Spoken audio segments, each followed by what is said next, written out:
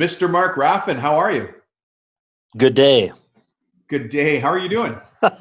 I'm great, man. How are you? I'm good. I'm good. It's nice to talk to you again. It seems like Oh, it's been a thanks for while. having me on the show again, man. Yeah, well, we talked to you before because you have a background as a negotiations expert, but you also have another company, Content Callout. And I thought tradespeople need to know about negotiations, but they also need to know about how to make the most of what they do so they can dominate their local market. Absolutely. Absolutely. Content's so important and it's so often overlooked, especially in the trades game, Yeah. that I find it frightening that in today's day and age, being as social as we are online, that so few companies are taking advantage of networking online, putting content out online, and having a good online presence. It's crazy to me that more companies aren't doing it. Yeah. But that's why we started our business so that we can do that for people. Let's keep it let's start there and talk about business. You know, on this show you're talking to business owners who are contractors and tradespeople. Some Yep. are general contractors, some do residential, some do commercial. We've got pest control people, tons of HVAC, tons of overhead door people, believe it or not. Lots of them. But all sorts of trades, people who go out there and do, physical work for other people and get paid for it, whatever that type of trade or construction is. Why don't you tell us a little bit about yourself and how you even get on a show like this to talk to this group of owners? Oh, good question. So, about myself, my background is all in, typically has been in negotiation and marketing.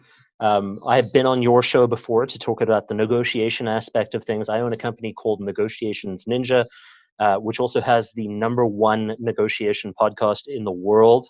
We were recently rated that the other day. Congratulations. We took out the number one guy, so we're pretty jacked about that. We are now number one. And we also own a company called Content Callout, which is a brand new business. We've been running it for about 3 months now, and it's been super successful because no one knows what they're doing online when it comes to developing a following, putting out content, and really creating something that's meaningful to create that meaningful interaction online. It's a super low cost way of building your marketing for your business. And so we've been doing that, working our asses off for the last 3 months. And now we've scaled from, zero to over 300K in less than 3 months. And we're kicking ass. Growing. Well, that's why, the reason I wanted to have you on here is because, as business owners, we do the business we're in, right? If we're in roofing, we do roofing. We don't worry That's right. about the internet. We might hire somebody and say, yeah, we got a guy who does our roof, our internet. But that's not what we're talking about here. This is an owner level conversation about how to, I'm just going to say it. I know it sounds aggressive and I don't care. If you want to crush your market, like if you want to dominate Cincinnati roofing or Nebraska HVAC, whatever you want to be known for, then you've got to do some things differently than every other person out there because just putting up a website, it's just a pretty banner. It doesn't do anything. It does nothing. It's not good. I think that the main issue, Dom, that people think about whenever they think about, online and what should I be doing in terms of marketing online, the question you've got to ask yourself whenever you're thinking about this kind of stuff is, look, when your target customer looks for you online, what are Yeah. they going to find? Yeah. Right? If they find anything less than a beautiful online presence with focused, targeted content, you're not doing a good enough job. And Yeah. so that does nothing to really reinforce any kind of positive emotions with a customer or any kind of confidence that they might have in you. There's If no you're reason not to tell you. seen as a thought leader in your space, it becomes very difficult for someone to trust you. And more people are going online to get that insight, to get that advice. We try and look for referrals from people that we know, but if we can't find those word of mouth referrals, the first place we go to is Uncle Google. And if Uncle Google is telling us that you don't know anything, that's it. The You're done. university, I'm sorry, but it's called the University of Google The nowadays. University of Google. The Yeah. University of Google. Yeah, it's true though. I mean, if I'm in Tampa Bay and I want to look up pest control, I'm going to look up Tampa Bay pest control. You know what's going to come up? Yelp and Google reviews and all those Yeah. things. I can't even get listed on there. Or House. House is a big search. I can't get traction on there unless I've got a lot of other things pointing to why I'm good. So That's right. I thought today I'd pick this apart the way I would be curious about it as a business owner. And that was, first, let's talk about social media. What is it? That might take 2 minutes, but it's probably important that we nail that down. So let's talk about what is social media. Number two is why I even need it. Yep. Right. And then number three, how do I do it right? If we can cover those three things, I think that'll make this a valuable listen for everybody who's tuned in. So is that Yep. okay to sound okay to you? Perfect. Yeah. Okay, so what's social media? So people really get caught up in, like, when you say social media, because it's such a foreign concept to a lot of people, especially for those of us that are running businesses and actively engaged in our work. It becomes like this ethereal concept. Really, the easiest way to think about it, all it is a distribution channel. That's it, right? So you've got email, you might have print marketing, you might have mailing marketing, like direct marketing that you would send to someone's mail address. All social media is just a distribution channel, and you've got to be, in order to make your conversions successful on any distribution channel, you have to know where to invest time and where to invest money. That's Much like mail, right? Like, yeah, if you want mail to work for you, you're not just going to send a letter to someone and hope that it works. You've got to make sure that if you're going to reach that target through that distribution channel, it's done the right way. And all social media is another distribution channel. yeah. You've got Twitter, you've got Facebook, LinkedIn, you've got Instagram, you've got Snapchat, you've got TikTok. Like, wherever you end up spending time online, or wherever your target ends Thank up you. spending time Yes. online, that's where you want to be. And that's where I was going with this. Social media is not all things to all people. That's And right. so for people listening to this, you can answer what is social media by who cares. The Yep. only thing that matters is where my perfect client That's is right. on social media. So if they're on LinkedIn, if they're that type of person, that's where you go after them. If they're on Facebook or Instagram, or I don't know who's on Twitter, to be honest, I don't have the time for that. The only place I hear about Twitter is when I listen to Joe Rogan, and I don't know Yep. how he has time for it. But the only thing that matters about what is social media is where my ideal client thinks. Yeah, where does your Important. target hang out? Yeah, That's the key. So not only do you have to think about where are they spending their time professionally online, which is probably going to be on LinkedIn, but where are they spending their leisure time online as well? yeah, So if I'm targeting my customer, I've got to not only think about where they're spending their professional time, and then my content has to be targeted to that avenue. And then if they're spending their leisure time online on Twitter or Facebook or Snapchat, Instagram, your content has to be focused on leisure time to reach that person. They're not going to be making business decisions while they're on Instagram, but they might be thinking about their potential business opportunities or the other stuff. So if you have content that's focused on leisure but has the intention of attracting business, that's the key. yeah. And if I'm a paving contractor, I might not know what to write about, but there's people out there that do. Yeah, you don't. The thing is you know that your customer is interested in what you have to offer. Otherwise, your business wouldn't be around in the first place, right? Yeah, yeah, So you've got to have content that speaks to what that customer wants. Now, it doesn't necessarily have to be, if you're a paving contractor, it doesn't have to be, the perfect paving configuration for something. It could be 10 steps to hire the next best paving contractor, yeah. or 3 things you should think about when doing your next paving job. That's the kind of stuff that people want to listen to, because you need to be seen as a thought leader who can give them advice. Yeah. So your content's got to be focused on being that thought leader and driving that advice. Yeah. And I think the other thing that goes through a lot of people's minds is, yeah, okay, I think that's probably a good topic, but I don't know how to write it, or I don't want to get on video. And we can talk about that later, because like everything, doing it well doesn't mean it has to be done by you. It can be No. done other ways. Oh, I mean, if you have the time, great, go ahead and invest the time, go do it yourself. You'll learn a lot. Fantastic. But if you're a business owner, you probably don't have the time. You know what? So To me, social media is a fire-breathing dragon that needs nothing but fuel. The more you put in its mouth, the more it wants. and it is, because as soon as you start developing that following, you need to feed that following with good content. Otherwise, the following begins to dip off, right? Yeah, yeah, So you build the following and it's great, but then it becomes its own thing. where you have to consistently feed it great Fire breathing content. dragon. The great thing about that is that following will generate leads. It will generate business, but you got to take care of it. It's like taking care of a plant at home. You got to water it. Otherwise, that plant's going to die. Yeah. So you've got to make sure that you're continuing to water that plant so that it produces fruit. Without watering the plant's never going to produce fruit. Yeah. Yeah. Perfect. All right. So we've talked about what is social media, which some people listening might have thought that's the dumbest question ever. And for other people, they're like, yeah, I don't get it. What are all these channels? What are these things? And you mentioned already what they are: TikTok, Twitter, LinkedIn, Facebook, Instagram. Those are just different places that different people hang out to find stuff. Yeah. So why, let's say that I do, let's say I'm a home builder in Tallahassee.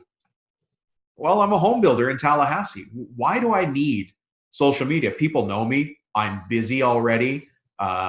We've been around for 2 generations. I've taken over from my dad, my uncle, my mom, my stepbrother, whatever it is. Why would I even need this if I'm a home builder in, Tallahassee or Tacoma? My ultimate question would be, where do people talk about you and how do they talk about you? Right? The demographic that you're going to be reaching is changing. So, I mean, yeah, you're focused on boomers right now who may be building homes, and they may not necessarily be as active on social media. And so maybe they're, heavily involved in Facebook. And so you want to spend time on Facebook to build that following. But you also have young homeowners that are coming through where Facebook's not a thing anymore. Facebook sucks. They don't want to spend time on Facebook. They don't want to focus on Facebook. It's boring, it's dated, and so they don't spend time there. So where's that generation going to be focusing on? Not only do you want to have that Facebook play to make sure that, yeah, you're reaching that existing demographic, but what happens for the future? Yeah. So in the past, we would have had conversations at the kitchen table, right? You would have had friends over to talk about, hey, I just built a home. It's fantastic. Now those conversations are taking place online, and they're taking place at scale, right? So it's the same kitchen table conversation, but it's online, it's at scale. And so if someone has something positive to say about your business, it's going to light up on social media. Yeah. I heard a quote the other day that was fantastic, is good content is fire, social media is the gasoline. So if you have really good content online and you're using social media properly, you can set something alight really quickly. Equally as true is it can burn progressively, meaning a good thing, or it can burn badly. So if you're not doing it properly, you're gonna get burned. Now, a lot of people hear that and they think, well, I just want to avoid it then. You can't do that. You're going to get left behind. Yeah. So you've got to make sure that you've got a strategy in place that's going to hit well. You can take it slow, you can take a breather, but you've got to be online. You just mentioned something. If you've got good reviews online, content is going to help, and it's that slow burning fire that you're in control of. But reality is, I might have done a great job on the Smith house. They left me a bad Yelp review, or one of my guys. Yeah, if you're on HomeStars and they left mud on their front driveway and they just went ballistic. How do I don't want to bury bad reviews because they're real and you can't. But will a lot of really good content sort of move that off to the side and say, well, in the whole picture of things, they're a real company. They've had a couple bad experiences, but I look at everything they've done and they look okay. Yeah, I mean, yes and no. When that bad review comes out, you got to deal with it. So many of us try to avoid that bad review when it comes out online. Don't do that, because then you're seen to be ignoring your customer. So even if it's like a response that says, hey, we're sorry that you had a bad experience and we want to make sure that you're a happy customer, contact us here. We'd love to help you out, blah, blah, blah. That's fantastic. I want you to do that. And all of the existing content that you keep on developing is going to help build that up. For example, you're that home builder or that paver in Tallahassee, and you're trying to make sure that you've got a good online presence. You're probably one of 50 home builders in that area. Let's just say, for example, 50 pavers in that area. Yeah. When someone searches, paving Tallahassee, this location, who do they find? If you've got good content, it's going to increase your SEO rank on Google. So you're going to move up the ranks progressively as you continue to develop more content, with good keywords so that when someone searches for those keywords online, you will become that first result without having to pay to be that paid It's first big result. money to pay for that top result. It takes, and make no mistake, good content costs money because it's costing you time to create and all that kind of stuff. But it's a much better way of getting there instead of being that paid result. You know, everybody talks about the internet being an instant way. You can get instant success and instant this and that. But really, it takes time. It takes Yeah, time for it's not instant. it's not Right. I instant. mean, if you want to invest in a good content strategy, if you want to put good stuff online and you want to market it, you're not going to see results for at least 3 to 6 months. Well, this Not is gonna why I brought it up. Is if somebody listening is a little bit worried about a market change, if you're looking at the economy, the government, local happenings, and you're thinking business might be changing over the next couple of years, and a lot of the people listening to this have been around long enough to see the good times and the bad.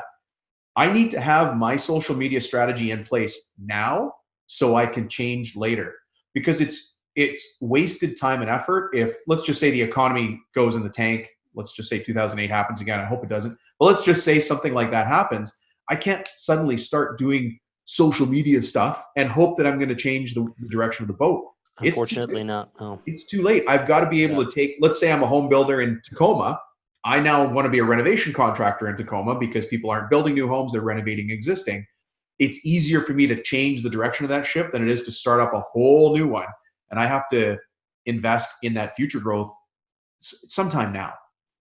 Yeah, I mean, look, honestly, the easiest way to do that is to get someone else to do it for you, because all of the listeners on your show right now they're business owners. And they're busy. You're busy, right? Like, think about how much time you have to invest in social media. Probably bagel. So you could hire a kid down the street to do it, because the kid down the street, plays on Fortnite. Snapchat and TikTok and stuff like that and seems to know a lot about that stuff. But then you risk a credibility issue where they might post something that's not in line or congruent with your brand or Yeah. what you want to get out there. And now you have a PR crisis, right? So you could do that, or you could hire a firm to do it all for you. Now, yes, it's obviously going to cost you money, but the risk of not doing it and the cost of not doing it is significantly higher than the cost of doing it. Yeah. Yeah. The easiest way I can say is that it's like a fire breathing dragon. Maybe it's better to say it's like a fireplace. I can't yell at my cast iron stove to give me heat if I don't throw wood in there. Got to throw wood on the fire. You got to throw wood on the fire, right? For that. Otherwise, I could look at the stove and say, well, it doesn't work. The stove doesn't work. Well, you're not. Yeah. And I mean, at the end of the day, it has to, I want to be clear. It's got to be the right type of wood, if that's a great way to use the analogy. Yeah, we can't. Right. So if you want to keep watering the plant for it to produce fruit, you can't put Gatorade on the plant. The plant's going to die, right? So it's got to be good, clean, pure water, which means that the content that you produce has to be meaningful and it has to drive interaction. And I think that's the main thing that a lot of people miss. You can't just put out content for content's sake. There's no point. You've got to put out content that's actually going to engage your readership. It's going to engage your customers. It's going to drive that interaction, drive up that engagement, because that's the kind of wood, the fuel that social media needs in order for it to pay dividends. It's funny you say that, talking about my business. So I write for Forbes, and Mark, I know you write for Forbes as well. That does not drive engagement. It's a one-way. I write the article, I submit it to the editor, they scrub the heck out of it. What I actually give them and what gets published are two different things. That's another subject altogether. But that kind of writing is different than the engaged. So my point here is, even if I think I'm a good writer, I'm not probably a good writer for that channel. Remember, the social media channel. I'm not a good writer for LinkedIn. I'm a good writer for magazines, trade magazines, Forbes. I've been doing that forever. But am I writing the proper way for LinkedIn or for Facebook or Instagram? That's a really good point, because it is a different type of interaction that's required, right? Writing an article for a magazine is something completely different than writing, let's say, an article on LinkedIn to drive interaction. Yeah. Because there needs to be a lot of questions that you're asking your audience in order to drive that interaction. And you need to be speaking directly to that audience. So like there's a lot of people that will, for example, accept anyone and everyone on LinkedIn, Right. and that's insane because there's no benefit to that whatsoever. If you are a home builder in Tallahassee, to use your example, you are not going to accept anyone and everyone. You need to be geo-targeted, right? Because it's got to be people based in Tallahassee or that surrounding area. You've got to have people who have a certain income, who can afford to build a home with you. You've got to have people who have a certain demographic that you want to reach, women of a certain age, men of a certain age, whatever it might be. Maybe there's kids involved and you sell a certain type of house that's a great family home. So there's all of these kinds of things that you've got to think about when you're trying to reach that target audience. And if your content doesn't fit that target audience, it's gone. It's pointless. It's a waste of time. Waste of time. Then just don't do it. Waste of time and money, yeah. God, there's so much to think about in this. Yeah, it is. And I mean, the thing is, we just have to think about relevance, right? What's the relevance to what I'm putting out there? Is this targeting my target customer properly? Is this engaging enough for them to actually comment on? Is this going to help them? Because if it's not going to help them and it's not engaging enough and it's not reaching my target, then you've wasted your time. Which is why I say, if you're going to do this, you've got to hire someone who can do it for you properly. Well, it's like anything else. I mean, the fact that you can do it as the owner, yes, doesn't mean you should. Yep. Right? Just because you are a home builder, it means you're probably pretty good with tools. Just because you're in pest control means you know what you're doing. But if you own the company, that's a different thing. And the people who listen to the show, Mark, know that. They know there's a difference between being being a worker in the company and being the owner. There is a difference. We've got a different job description. They actually can't talk about that anywhere else. This podcast is a place where we talk only owner language. So you can be a little more even harsher if you like. Hey, question for you. How do I do it right then? I mean, you've outlined the problem. How do I go and say, okay, I'm bought in. I want to have some sort of strategy in place for, I'll just say, the internet. What are my options? Oh, that's a big strategy. Okay, so if we're going to break down the internet, there's a few things that I want you to look at. SEO and SEM. We'll cover that in a second, and then we'll cover content and what content looks like, and social media maybe as a third bracket. So there's SEO and SEM, right? Search engine optimization, which is really about building your keywords and backlinks and to make sure that you're driving organic traffic to your website or to a landing page that you really like. SEM, which is paid. So when you see those paid search results on Google, that's paid keyword marketing that you use and you pay people when they click. Basically, you pay Google when people click. And then there's content marketing, which is what our organization does.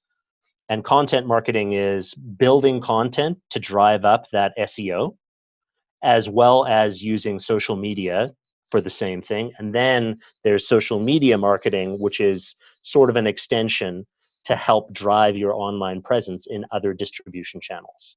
Wow. So the easiest way to think about, okay, how do I even approach this behemoth? This is a massive concept of where do I spend time and where do I spend money? I would highly recommend that you spend time building your online presence through other distribution channels other than just your website. Gone are the days when people are, coming to your website as a destination because you're the only one who does what you do. There's many of you who do what you do, and you need to be out there in other places telling people that's what you do. So if you're going to be online, you're going to be on LinkedIn, you're going to be on Facebook if you want to reach that demographic, typically like a baby boomer demographic these days. You're going to be on Snapchat if you want to reach a bit of a younger, or Instagram. You're going to be on, if you really want to shoot low and like the teen, preteen demographic, you're going to be on TikTok. So depending on what demographic you want to reach is going to determine where you spend your money on social media. Wow. Not only are you going to spend money there, but you also have to spend time engaging with the people who you want to be your followers. So the goal is to try and build followers to try and increase conversion to get business. But in order to increase followers, we have to engage with the followers that we're trying to get to follow us, which means that we have to spend time commenting on things that they find interesting, sharing things that they might like, resharing their posts, And people are listening to this going, well, this sounds like a lot of time that I It's a have to job. invest. It's another Right. job. It is. Yeah. And essentially it is. I mean, we're at a point now where you can't go this alone, right? I mean, you could spend a couple of hours every single night trying to do all this stuff, but then you're a business owner already. So you're You've probably got already estimates, spending that time quotes, doing you've something got else. payroll, you've got to Right. You're doing probably talk to taxes, your wife and payroll, kids, you're trying to figure out how you're going to get the next job, you're working on a project, whatever it might be. eating, Yeah, sleeping. eating, spending time with your family, God forbid, right? Like these are the things that we really want to do. Yeah. So do you use that time to do all of that stuff, or do you just sit down, have a strategy session with the firm to get them to do it for you? And so if you were going to choose to buy a firm, there's a couple of things, or to use a firm, there's a couple of things that you should really pay attention to. Number one, do they eat their own food, right? Do they practice what they preach? Okay. The key thing here is to make sure that they're investing in the same things that they're telling you to invest in, right? So, for example, you're not going to go to someone who's a personal trainer who's like 300 pounds overweight, right? It's just not going to happen. You Yeah. want that personal trainer to look good, right? Because you want to know that they're doing what they're telling you to do. Yeah. So the same is true for everything, really. I mean, think about home building. You want to show your customers that you're a great home builder. And so your home should look pretty fantastic, or the homes that you've done in the past should look pretty fantastic. Hey, your business cards should look fantastic. You Yeah, don't want cheap exactly. cards printed on your home printer or done at Staples for cheap. Get the most expensive paper you can if Yeah, you're a high-end home builder. 100% true. Same thing, right? Yeah. And so, like, ask who they've done work with. Ask who they're continuing to do work with. For example, we've been around for only 3 months, but the first customer that we brought on, the day that we launched their content strategy, we increased signups on their email list by 400% because we had a very clear vision of what they were able to do and what they were not able to do, who their target was, and what they needed to focus on.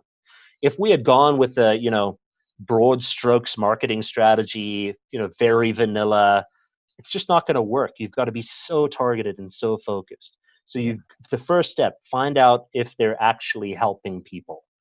They can tell you they have, 1,000 customers, but are they actually helping people? That's the key. Second thing I want you to do is get them to explain it to you in plain English. It's very common for people to say something like, well, that's our black box strategy, and, it takes a long time to explain. Take the time. Take the time and get them to explain it, because if they can't explain to you what they do, how are they going to explain to others what you do? That's very, very important, because we need to be able to speak in your voice when we're writing content for you. And that leads me to my third point, which is they need to have someone, if they're writing a content piece for you, it needs to come from you. It needs to come in your voice, how you would speak to a customer, how you would speak to a lead. So it can't come from them in their voice, if you know what I mean. So if I'm ghostwriting for you, it needs to look like it's your words. So I would look at the work that they've done for other people and determine whether or not it sounds like the person that they're doing work for. Right. And that's what ghostwriting is where another person is writing, but I get to put my name on it. That's right. Yeah. You'd be surprised how many things are ghostwritten now. Almost everything. Almost everything. I mean, you look at all the social media influencers that are out there. You think those guys are creating their own content? Hey, Gary Vaynerchuk talks about it openly. He's like, I record a video and I've got a team that repurposes that whole thing. Of course. And it's his words, it's his knowledge, but it's distributed by his team. Yeah. He's crazy about content, and right, 100 pieces a day. Yeah, and he'd agree with what you're saying here, is that content really is king. You have to be able to. You might be the greatest home builder in wherever you are in Idaho, but unless I know that, you just seem like everybody else. Yeah, fantastic. You're the greatest home builder in the area, but if no one knows, then it doesn't matter. Yeah. You know what they say? You could build the greatest mousetrap, or you could be the greatest marketer of mousetraps. Which one's going to make you more money and be more successful? That's right. It's not having the greatest mousetrap. It's being the best marketer of a really good mousetrap. That's right. Yeah. That's for my pest control friends out there who are listening. Hey, Mark, obviously you guys do this kind of thing. Tell me just really quickly, and people listening, high level, what's the process if somebody talks to a professional company like yours? You've really got to make sure that they take care of your brand, and they take care of understanding who your target is. Because one of the things that gets lost a lot in social media, especially in content marketing, is brand congruency. So your brand will look like something on your website, and then something else online, and then something else on social media, and then something else in print. So congruency is a big deal. You need to look like the same company wherever you are. Right. So maintaining that congruency is really important. So whenever you sign on to a company like ours, we want to make sure that we have at least a 2-hour brand and strategy session with you so that we fully understand everything you want to do with your brand and where you want to take it and how you want to engage with your customers.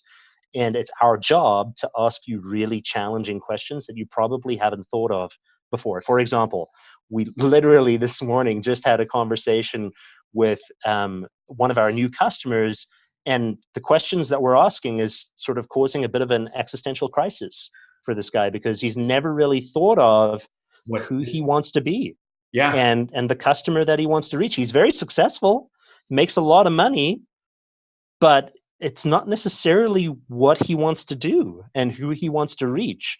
And so the questions that we're asking him are forcing him to go, okay, do I take another direction? Do I need to change my strategy? And so a good brand strategist is going to cause you to think, okay, is this the right direction? Right. Is this the direction that I want to go? And just remember that just the same way that I don't know how to build a house, if I comment on something, it's your job as the home builder to hold my hand through the process.